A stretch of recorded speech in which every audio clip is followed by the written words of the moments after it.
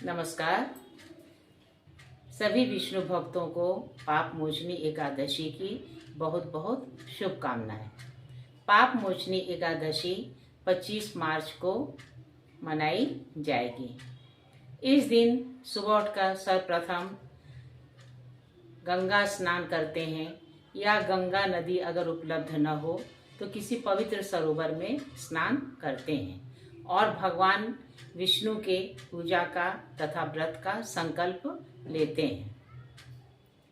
इस दिन सुबह से शाम तक निर्जला व्रत रखा जाता है और शाम को फलाहार द्वारा व्रत की समाप्ति होती है। दिन में भगवान विष्णु के महात्म्य की कथा कही जाती है और भजन गायन आदि किया जाता है।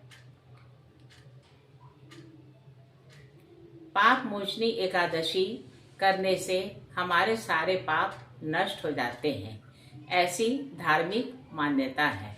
पुराणों में भी इस बात का वर्णन मिलता है कि एक ऋषि और एक अप्सरा के पथभ्रष्ट हो जाने के कारण उन्हें पाप लग गया था, जिसे उन्होंने पाप मोचनी एकादशी के द्वारा खत्म किया। आइए हम पाप मोचनी एकादशी की कथा का श्रवण कर। एक बार महर्षि च्यवन के पुत्र मुनिवर मेधावी को मोहित करने के लिए मंजू घोषा नामक अप्सरा चैत्र रथ वन में गई। वह मुनि के आश्रम से एक कोस दूर ही ठहर गई। वहां उसने मोहक तान छेड़ दी। संयोगवश मेधावी मुनि अपने आश्रम से उधर ही जा निकले। उनके कान में जब मंजू घोषा का मोहक स्वर सुनाई पड़ा तब वे बरबस उधर ही बढ़ते चले गए। जब उन्होंने उसके सुंदर रूप को देखा तब वे परवश हो गए। मंजू घोषा ने उचित अवसर देखकर उन्हें अपने मोहक पाश में बांध लिया। मुनि को दिन रात का कोई भान न रहा। इस प्रकार बहुत वर्ष बीत गए। एक दिन मंजू घोषा ने बाहर जाने के लिए उनसे आज्ञा मांगी, परंतु मुनि को ऐसा प्रतीत हो रहा था कि अभी एक ही रात बीती है। उन्होंने कहा, सवेरा हो जाने दो, मैं संध्या कर लूं, तब चली जाना। अप्सरा ने मुस्कुराते हुए कहा, अब तक सैकड़ों संध्याएं बीत चुकी हैं। मुनि बहुत चकित हुए। हिसाब लगाने पर पता चला कि अब तक 57 वर्ष बीत चुके हैं।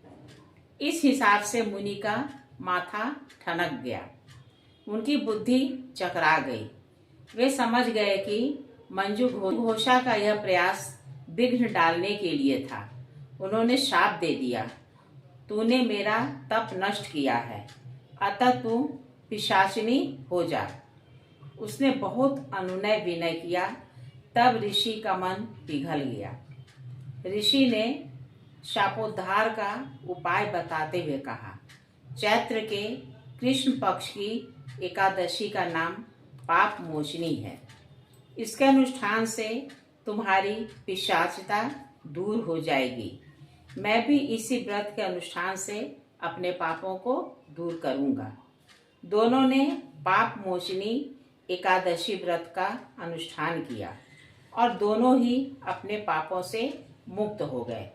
मंजू घोषा पिशाची से पुनः अप्सरा बन गई और मेधावी फिर पहले की तरह चमकने लगे।